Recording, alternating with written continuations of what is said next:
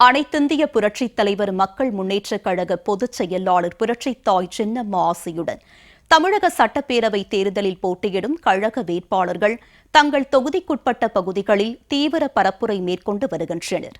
வரும் 23ஆம் தேதி நடைபெறவுள்ள தமிழ்நாடு சட்டமன்ற தேர்தலில் அனைத்திந்திய புரட்சித் தலைவர் மக்கள் முன்னேற்றக் கழகம் சார்பில் காஞ்சிபுரம் சட்டமன்ற தொகுதியில் போட்டியிடும் வெங்கடேசன் தீவிர வாக்கு சேகரிப்பில் ஈடுபட்டார். கூரம், வளத்தூர் உள்ளிட்ட கிராம பகுதிகளுக்கு சென்ற கழக வேட்பாளர் வெங்கடேசன் பொதுமக்களிடம் தென்னந்தோப்பு சின்னத்திற்கு வாக்கு சேகரித்தார். புரட்சித் தாய் சின்னம்மாவின் ஆட்சி வந்தால் தான் ஏழை எளிய மக்களுக்கு மீண்டும் அம்மா உணவகம், அம்மா குடிநீர், இலவச ஆடு மாடு, தாலிக்கு தங்கம் உள்ளிட்டவைகள் வழங்க முடியும் என கழக வேட்பாளர் வெங்கடேசன் தெரிவித்தார்.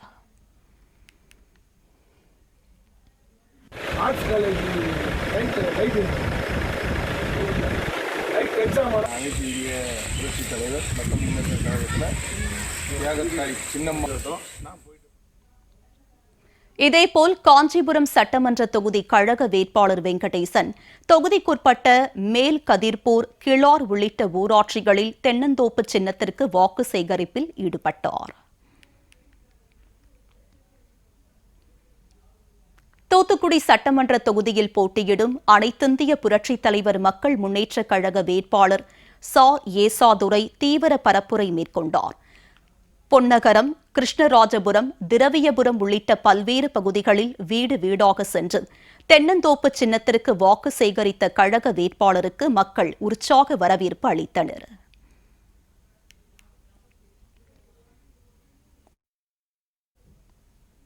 தேனி மாவட்டம் ஆண்டிப்பட்டி தொகுதியின் கழக வேட்பாளர் செல்லப்பாண்டியன் தொகுதிக்குட்பட்ட மயிலாடும்பாறை பகுதியில் வாக்கு சேகரிப்பில் ஈடுபட்டார். வீதி வீதியாக சென்று தென்னந்தோப்பு சின்னத்திற்கு வாக்கு சேகரித்த கழக வேட்பாளர் செல்லப்பாண்டியனிடம் பொதுமக்கள் தங்களின் ஆதரவை தெரிவித்தனர். ராமநாதபுரம் மாவட்டம் முதுகுளத்தூர் சட்டமன்ற தொகுதியின் கழக வேட்பாளர் டாக்டர் ராம்குமார் பாண்டியன் கமுதி ஒன்றியத்திற்குட்பட்ட மேட்டுப்பட்டி, தலைவநாயக்கன்பட்டி, இராவி, கரிசல்குளம், ராமசாமிப்பட்டி உள்ளிட்ட பல்வேறு பகுதியில் வாக்கு சேகரிப்பில் ஈடுபட்டார்.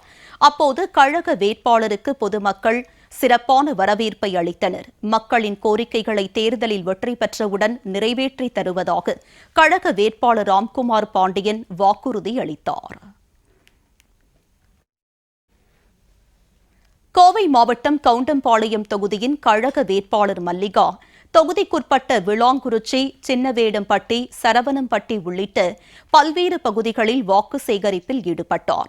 வாரச்சந்தை பகுதியில் வியாபாரிகளிடம் தென்னந்தோப்பு சின்னத்திற்கு வாக்களிக்குமாறு கழக வேட்பாளர் மல்லிகா கேட்டுக் கொண்டார். மதுரை மாவட்டம் மேலூர் தொகுதியின் கழக வேட்பாளர் சோனியா காந்தி தொகுதிக்கு உட்பட்ட சின்ன சூரகுண்டு, நாகலிங்கபுரம், தர்மசானப்பட்டி, டி வெள்ளாளப்பட்டி, மாணிக்கம்பட்டி, நரசிங்கம்பட்டி, வெள்ளரிப்பட்டி உள்ளிட்ட பல்வேறு பகுதிகளில் வாக்கு சேகரிப்பில் ஈடுபட்டார்.